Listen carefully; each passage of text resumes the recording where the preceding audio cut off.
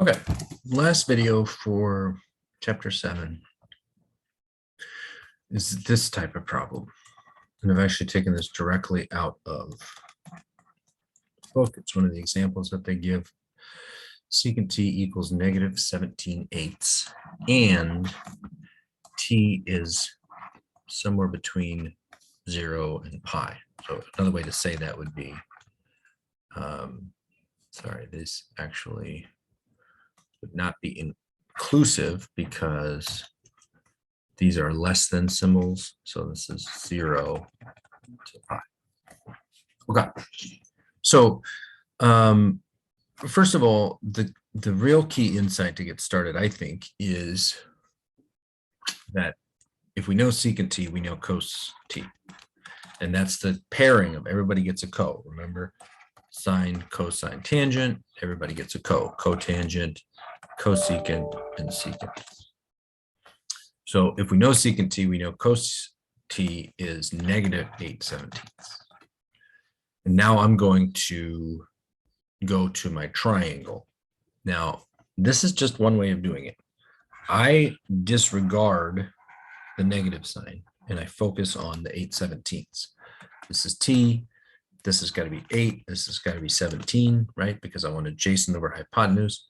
So then that means that I can work out this side using the Pythagorean theorem. 8 squared plus b squared equals 17 squared. And so I just need to do a little bit of math here. Might be a nice answer. It's kind of weird numbers. Oh yeah, 225. So that means that b equals 15. And so that means that I can now say sine t and tan t. Now, at this point, the negative has to come back into my thinking. Okay. Is the sine of this angle, we don't know what the angle is, but we know that the cosine was negative. Is the sine going to be positive or negative? Well, if we're in the 0 to pi range, that means we're in this top half of the unit circle. Are any of the sine values, aka y values, are any of them negative? No, this is a positive number. So it's just 15/17. And then from there, tan t, I can do sine over cosine. So of course, this is going to be negative because I'm taking a positive number divided by a negative number, 15/17 divided by negative 8/17. I could also use this, but again, I got to think about the fact that I got a positive and negative number. So this is negative 15/8. And I can flip. Cosecant is 1 over sine. So this would be 17/15. Secant we've already got. We did cosine, we did sine, we did tangent. Cotangent is just the flip of tangent, so it'd be negative 8/15. So those are your 6 answers. Now, there's another way to do that problem using the Pythagorean identities. We talked about the Pythagorean theorem in an earlier video. You do a separate problem. Let's say we have cosecant t equals 12/7. So again, I would personally start with sine t is 7/12. Oh, I need to give you a range here. Let's see. Let's say we're in quadrant 2, just to practice our quadrant language. Okay. So cosecant t, I can go directly to sine t. Now, the Pythagorean theorem is that sine squared, the most basic version in trig land, is sine squared plus cosine squared equals 1. So from here, I can use this to solve for cosine. So in other words, cosine squared t is going to be 1 minus 49 144ths. Well, that's 144 144ths minus 49 144ths. And that is 95 144ths. So in other words, cosine t is the square root of 95 144ths, which is the square root of 95 over 12. Aha. Now, careful, because if cosine squared is equal to this, cosine t is equal to the positive or the negative square root. And it's very common for people to not remember that and just go with the positive value. Remember I said this is in quadrant 2.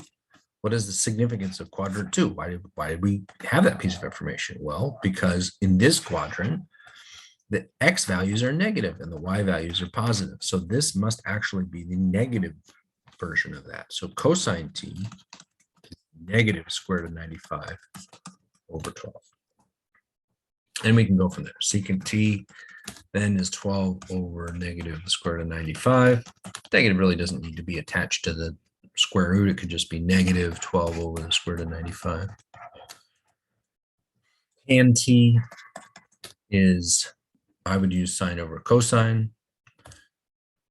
Now, without the triangle, you really don't have a choice. So you got to kind of go with the division. 7/12 divided by negative square root of 95/12 is 7 over the square root of 95 negative.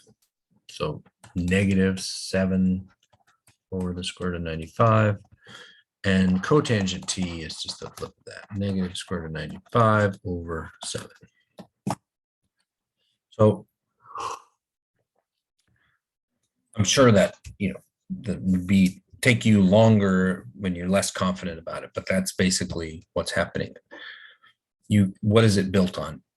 Well, first of all, the Pythagorean theorem is in there somewhere. Either you're using the Pythagorean theorem to find the missing side of a right triangle, or you're using the Pythagorean theorem trig style to figure out another relationship. If you have sine, you can get cosine.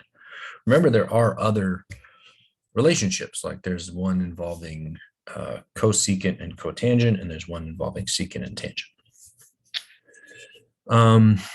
And then with the reciprocals, right, the fact that you got cosecant connected with sine, and you got cosine connected with secant, and tangent connected to cotangent. So you really only need to know one, flip it to get the other one. Okay, that's a lot. It is a lot. But